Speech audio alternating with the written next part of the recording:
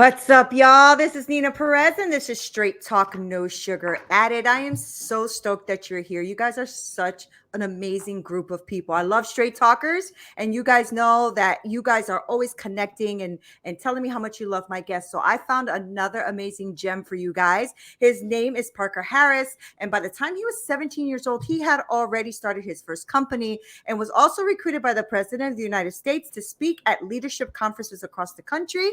And at age 20, he almost died in a car accident. So I do want to talk about that because today he leads Junta Global, which has served thousands of entrepreneurs to connect with like-minded peers and build the relationships, health, and business they deeply desire. I know a lot of you are CEOs and entrepreneurs and leaders and all that. So I know this conversation was going to be fun. So welcome.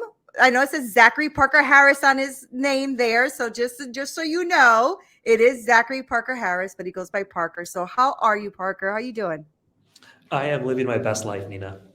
Oh, I can't hear you. There you go. Okay. Say that again. I am living my best life, Neena. I'm so jealous right now. Okay. So tell us about your best life. Who is Parker and how are you living your best life? Yeah, well, currently my wife and I are traveling the world looking for home together and getting to know each Wow. other. We got married late last year after being together for 9 years. So I think at the end of the day, who I am is someone that really values exploration and Mm, adventures. My favorite quote is life is not a problem to be solved, but an adventure to be lived. And so I'm embracing that love it. I adventure. love it.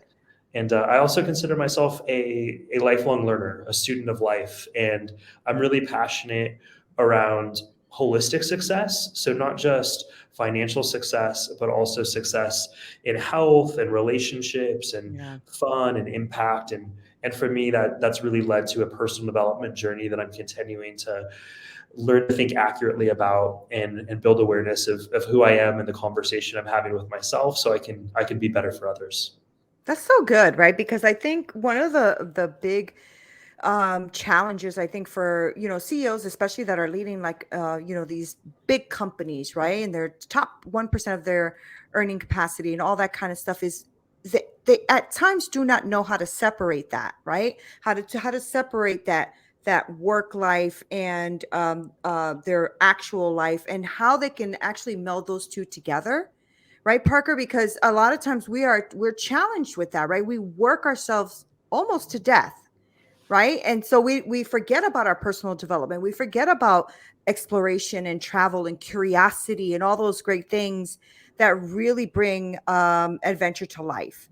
And I know that for me, I've got myself almost to the point of illness, right? Because I, just striving to get up that corporate ladder and becoming a director and, all that kind of stuff, right? So just climb to the point of an autoimmune condition. Hmm. So, and this is and I'm not the only one. It's like the My more people I mother, speak to. Oh, your mother. Yes. Tell me about that. my mom has rheumatoid arthritis, which is a terrible Hmm. autoimmune disease from just working very, very hard and also working to be a great mother and Yeah. forgetting about herself. Yeah, it's exactly right. And I was listening to someone today, he's a scientist, Bruce Lipton, and he was talking about how people don't care about themselves the way they should. And he said, I bet you people will feed their dogs better than they do themselves or treat their animals better than they do themselves. And I'm like, wow. Like that was like a boop eye opener because it's true. My dogs, I cook their food. You know what I mean? Like I As you literally do. make their food. I make sure that it's all natural. There's no additives or ingredients, right? Yet I'm struggling with an autoimmune condition because I didn't take care of myself. So, I love that you're taking a holistic approach. And I think that for those who are listening that are really struggling right now with that, it's okay to take a holistic approach, and it's okay to look at your life and say, okay, where do I want to give and take here? I don't want to like work 50, 60 years and then die because I got illness from working. And this happens, right, Parker? I'm sure you've seen this a lot, and you've had your own business since you were 17. So how did you change that trajectory for you? Yeah, there's so much to unpack there, Nina. Yeah. I'm just taking some notes over here. Um, One thing I've seen as a pattern with entrepreneurs and high achievers is that often the thing that makes them great in business or at making money is counterproductive in their Mm-hmm. relationships. Mm-hmm. And I think that can sometimes be a hole that opens up for entrepreneurs, is like, really, who is that, that lifelong partner or that significant other that really like lights them up, and that there's a really healthy and solid relationship there. And I Right. think that's one of the things that we have to dissect and work on in our mastermind sometimes, is like, is it a business issue or is this a personal issue? And Mm. so that's something that I've seen. And where I'm at, like, there's a book called Principles that a gentleman named Ray Dalio, published, and it was widely praised. And I think one of the challenges in life and in business and in personal development is sometimes principles can be contradictory. Mm-hmm. Like, Mm-hmm. and it's like, it's almost paradoxical. Actually, it is by definition paradoxical. And learning to see both sides of when is this principle work and when does it not work, and being able to Right. stand in that paradox to see both sides of that situation, is one of the things I think leaders are called to do and to communicate for others, so we're not judging one side versus the other. Right. Um, and I think there's something beautiful in people's desire to, treat their animals really well and to treat other people really well. It's that servant's heart. Right. And I think there's also that sometimes that paradox of, selfishness in a way that's like, hey, let's filling our own cup before we attempt to fill other people's cups. Mm-hmm. Mm-hmm. So one of the lessons that's continuing to come up for me at this point in my journey is this idea that, like, fast is actually slow.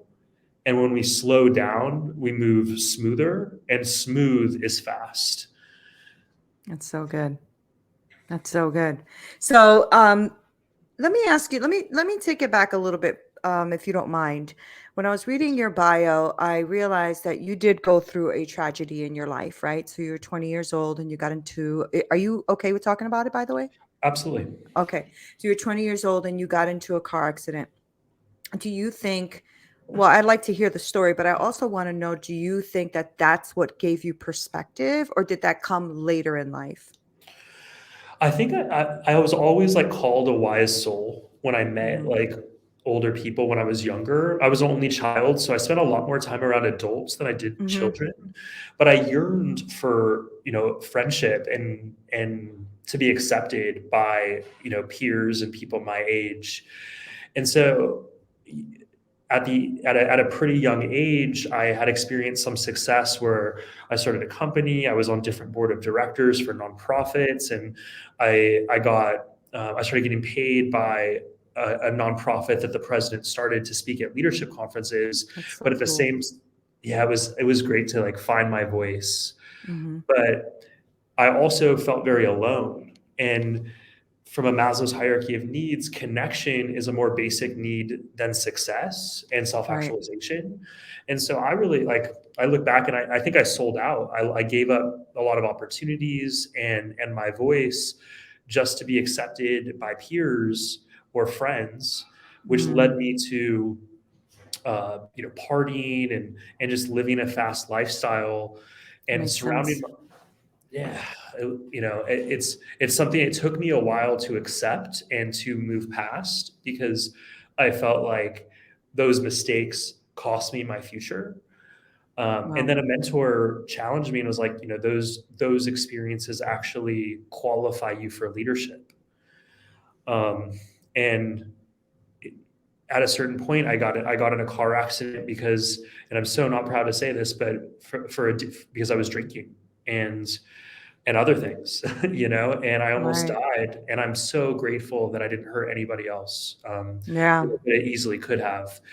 And I woke up in the hospital, chained to the bed, handcuffed to the bed, and I had like, it was kind of a very like powerful experience where I realized I had surrounded myself with a bunch of people that really didn't care about me and were Wow. taking advantage of me, and that I had to make a change. And I kind of looked it right in the face and told my family, and then went to those people almost one by one. And I was like, hey, this is where we're at.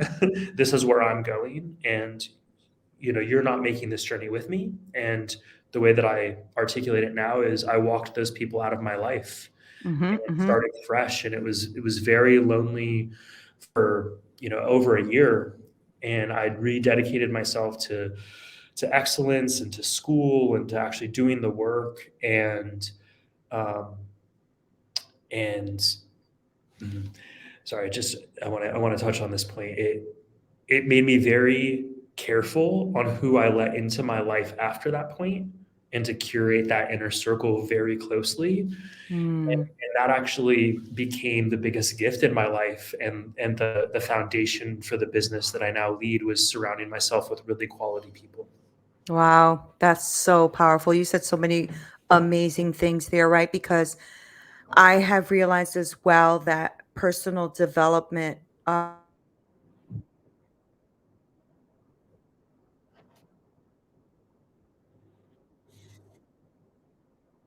your life. I mean, yes, because as you walk forward and they can't keep up, sometimes they drop off, right? So that's powerful though, to like go to each one individually and say, I am making an intentional decision, right, for my personal development, which is huge. And a lot of people don't do that, right? And so they'll be stuck in like this pattern where they're friends with somebody they've been friends with for 30 years who has done nothing but keep them kind of, pulled down. At least I've met people that way. Right. I personally don't have that because I have friends that I've had for 30 years, but they've all developed so much even in their lives that it's natural. It's a natural friendship that continued through our personal development, right? So Growing that's, together. yeah, exactly. So is this what then had you go into starting a mastermind? Like just intentionally saying, I want to surround myself with people that are going to be productive for where I want to go in life. Is that what this came about? Well, before we go there, just one thing you said there is what was really interesting to me is, even though those conversations happened and I did walk those people out of my life, those people, some of those people, a very few of them actually, but some of those people re-entered my life in the future when they were ready Mm, to take that journey. And so I don't think it needs to be like a one direction. right. It's part of leadership, right? Is like sometimes we start by leading ourselves, or for me, I start by leading myself, and then some people have their own timeline and their own journey, Hmm. and that's part of the hero's journey, right? Is we have to enter the forest at our own points, and it doesn't mean that they need to be out of our life forever. And so Right. I'm Right. grateful that some of those people started to change their life, and then we re-entered my life in a different way. Um, Was that a natural thing? Did that happen naturally for you? Were you a little hesitant, or was it more like, I see the growth and therefore because you sound to me like you're very intentional. And so I'm try to just be. wondering, yeah, I'm just wondering how that how that cultivated, that Yeah, re-entering. it was them reaching back out to me and Okay. sharing, an update of changes that they're making. And, I'm still hesitant. I Right. still, I don't forget, the past, and there's a forgiveness, but I don't think that the relationship will ever be the way that it was. And it's Hmm. probably best for both of I was us, gonna say that. Yeah. you Yeah. know? Yeah. Um, It's so good. So good. So tell me about what you're doing now, right? Because I know that uh you talked about how you are intentional about surrounding yourself with the people you want to surround yourself with for your business, for your success, right?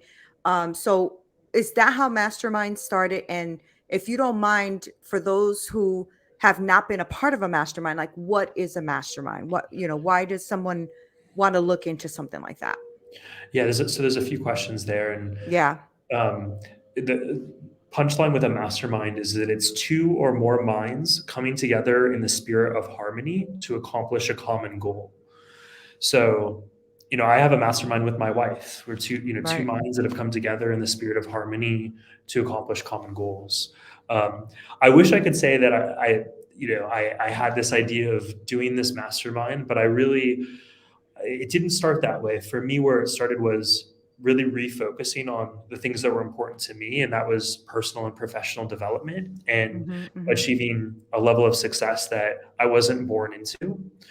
And and so I started organizing and taking on leadership roles in different groups to organize speaker events. So I would bring in an entrepreneur or an executive or an investor, and I was in college at the time, so to speak to students, and that created a lot of opportunities for me. And at Hmm. that point I could see like 90% of people. This was 2010, so it was right after the great financial crisis or whatever they call that thing, Hmm. and there wasn't a lot of opportunities. But I noticed that 10% of people had all the opportunities and 90% of people didn't have any opportunities. And so that was kind of an interesting thing. And then those 10% of people, I started to organize for more speaker events outside of the context of college. And so it was a Mm. group of people that were like not lost. They really like had a focus, had a certain level of success, but were continuing to want to grow and develop. And bringing people together. There's like an opt-in, right, where it's like, hey, would you rather go drink or like go party, or would you rather show up to this event that you don't have to show up to learn and meet other people? And so there's kind of some self-policing that just creates. And after organizing a few dozen of those events and learning a lot, I kind of saw the patterns of success. And at the same time, there was just so much good content on YouTube and on the internet where I'm like, I started getting more value from the peer-to-peer conversations. Hmm. And Hmm. not to go too deep into it, it was like, hey, like we're all busy, we're working hard, we're putting in more time than we need to put in. We're also trying to work out and date and go grocery shopping and clean, and we don't really have a lot of extra time. So what are you doing that's working for you? What are you struggling with that Oh, I I can like support that. you? Hmm. And Hmm. those were just very like, it was like pinpoint conversations that created a lot of value versus hearing a story of what worked 30 years ago before the internet. And I think it's important to learn from people that have been successful. But sometimes I try to tell college students, like, just get off your phone and look up around you, because the person that can help you most is sitting right next to you. Yep. Yep. So I started reading Benjamin Franklin's autobiography, and he created something called Junto for himself in his early 20s. And he acknowledges what an impact that it had on him. And I was inspired by that idea and invited the people that were attending those speaker events to that format. And it created a lot of value for the people that attended. That's good. And we just kept doing it. And over time, I was like, this is what I want to do. That's so good. So, okay. So, with all of the stuff happening out there, right? So, there's social media's everywhere, right? Media's everywhere. Like everything's coming at you. So, as an entrepreneur, and as those of you who are listening, because I'm sure your ears are like, wait a minute, let's let's listen up here. So, Parker, how do they know how to find a good mastermind or be a part of one if there's so much freaking noise? Because let's be real, there's just too much noise, right? There's so many people coming at you with so many different offers and ideas and all these cold calls and reaching out. I get thousands of them a week. It's a lot, right? So how do you find that network? Like, do you have a strategy as to how you find that group you want to be a part of, that mastermind you should be a part of, that is not just noise or a waste of time? I know a lot of these masterminds you pay to be in because there's people there who are very successful, and they're not there to play games. They're there to bring their minds together, right? To solve a problem or have a solution or have an idea or create a product, right? So how do we find that? I mean, there's a Facebook group for everything, Parker, right? There's And they're a probably called mastermind. mass. Yeah. Yeah, I mean, I Yeah. think you bring up a really good point, because one of the things I really believe in this type of format, and there's a lot of things that are called masterminds that are actually not masterminds. Yes, you exactly. know, they're Exactly. group coaching, or they're like a Right. conference or some sort of event like that. Where I think one of the things that makes masterminds unique is the frequency of it and Mm-hmm. the connection. Like That's a good. mastermind is almost something that now, for me exists 24/7, 365, right? It's not like I show up to something once a week or once a month or once a year. This is Mm-hmm. a relationship where we're constantly sharing updates and wins and challenges and supporting each other. The financial component doesn't need to be part of a mastermind. Like people can start their own masterminds, but the thing that the financial piece does, it creates like a filter for people. Yeah. Like, are you Yeah. serious or you're not serious? And also an intentionality of like, hey, no, I'm really coming here. The way that we think about it is like, what's a question that you would invest $10,000 to answer? What's a question that you'd spend $100,000 to answer? And most people don't even know what that question is. And so, Right. regardless if they have to pay it or not, like, how are they going to get that question answered? Um, I, I I don't think I'm actually answering your question. Though, is like, how do people find their mastermind? And I think it's almost like the same challenge of like, how do you find, your significant other, or how do you find like your friends? I think it starts by just following your nose, like following your points of interest, and and I think that that takes a certain level of self awareness. Like some Yeah. people are really interested in things that I'm not interested in, but that's okay. Like that's where they should pursue their interests or their passions and really figure out Mm-hmm. what lights Mm-hmm. them up. And then there's usually like circles within circles That's within true. events. Yeah, Mm-hmm.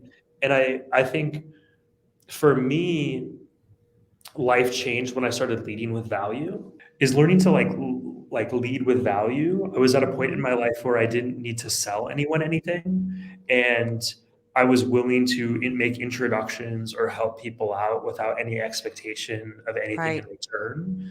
And that I think attracts people that also have value to give. Mm-hmm. Mm-hmm. And I would always nudge people to even start their own mastermind groups. And then there are some great mastermind organizations out there Mm-hmm. that I think are relevant to people when their problems are no longer Googleable. Like I would always Mm-hmm. encourage people to solve their like be the type of person that can solve their own problem. And then at a certain point, it might be challenging to figure out what that problem is now. Mm-hmm. And or like, hey, I've tried everything. I don't know what to do. Something needs to change. Right. And and usually when the student's ready, the teacher makes themselves available. And I Mm-hmm. think that's probably true for masterminds as well. Yeah, that's really, really good.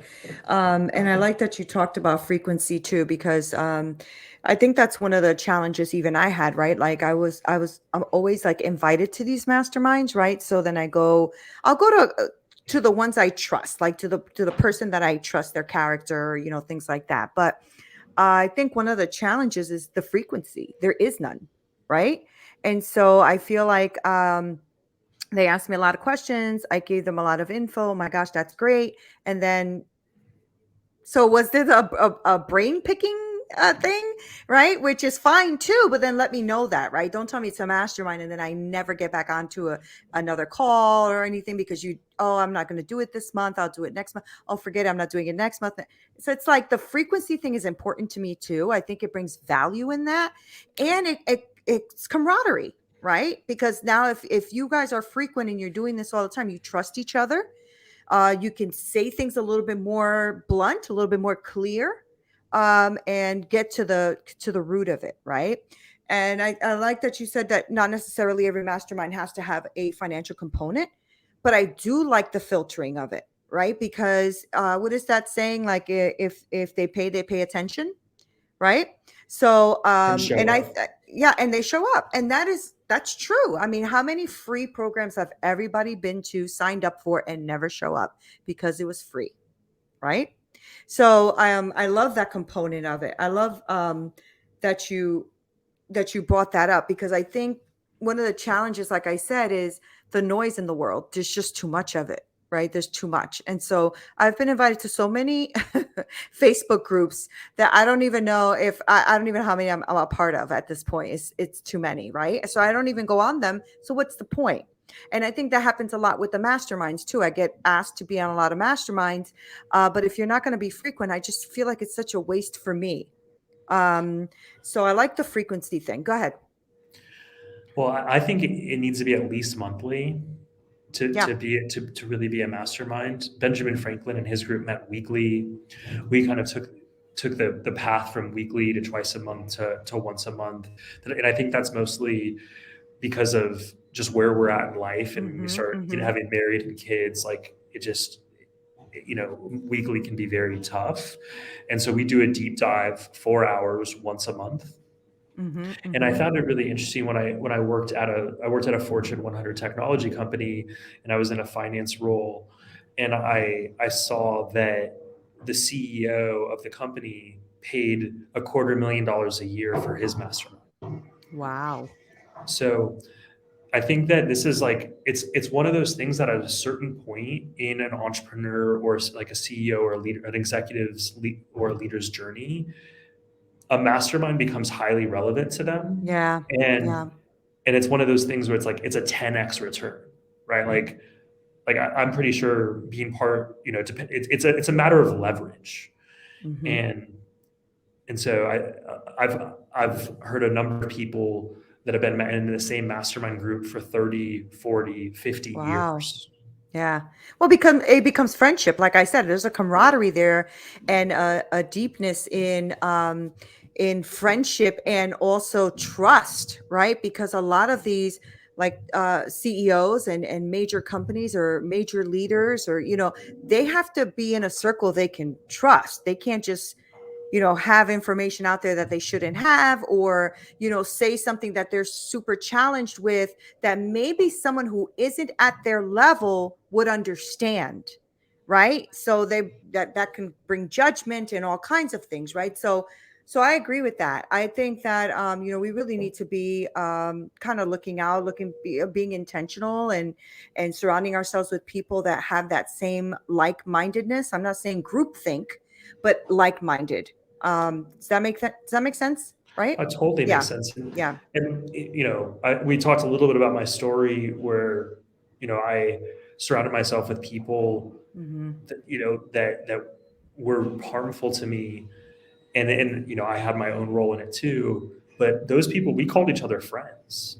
And so I Right. think it led me to really like question like what is friendship, Mm-hmm. and what Mm-hmm. role does that play in my life, and what the word that I use now is peer. Like I have a lot of respect and connection with my peers, and I probably do have some friends that are my peers as well, but it's a relationship that's built on respect and trust, Right. and Right. probably not the friendships that I experienced as a child or as an early adult that I still don't fully understand. Yeah, I think you're right, though. I think for all of you who are listening, who are entrepreneurs and leaders and stuff, also surround yourself with people that'll elevate you and push you and challenge you. Not yes men or whatever, just like people that really listen to what you have to say.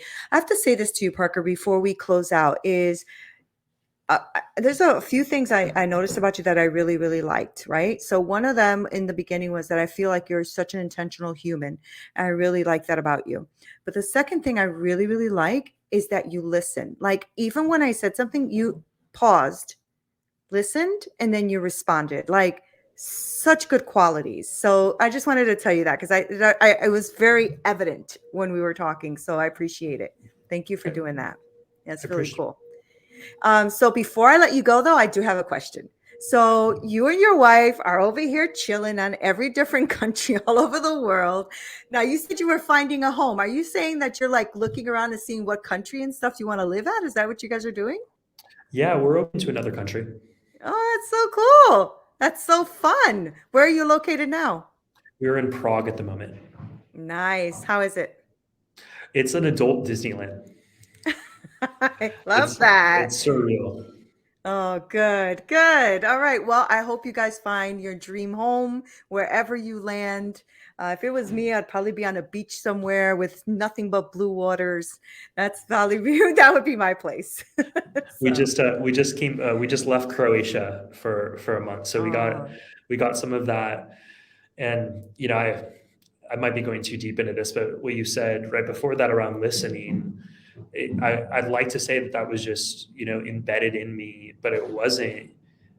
It's something that I learned. It's a Mm-hmm. learned skill, because I think for most of my life I wasn't listening, and it really prevented me from connecting with people. Yeah. And now my wife and I talk about this, is like, when people talk, like, people will tell you exactly what their intentions are. We just have to listen to them. Yep. Um, Yep. so I'm really working on becoming a better listener, and I think that that will be really valuable for our future children, Yes. for the different areas of my life, not just on the business side too. Oh, absolutely. I think your wife will really appreciate that as well. I think that's one of the things I love about my husband as well. Like when I talk, he stops what he's doing. He just like pays attention. It is such a blessing to have. And so I'm glad that you're working on that. I'm working on it too. And I've in the midst of taking a full course on emotional intelligence with listening, because I've done other emotional intelligence courses, but this one is intentional. It's just about listening. And because we have to listen, and you're right, people do tell you who they really are if you're paying attention. So you are such a joy. Thank you so much for being on the call with me from Prague, and having such a wonderful, rich conversation. I appreciate you so much, Parker, and I'd love for people to connect with you. So how can people like maybe connect with you on I don't know if you're on LinkedIn or Instagram or whatever, but your social media handles? Can you give us that?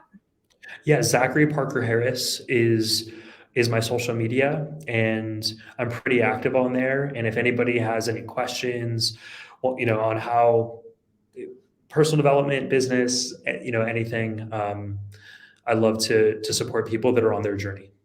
Awesome. Well, thank you for being on Straight Talk. I appreciate you. No Thank you. sugar, Nina. That's right.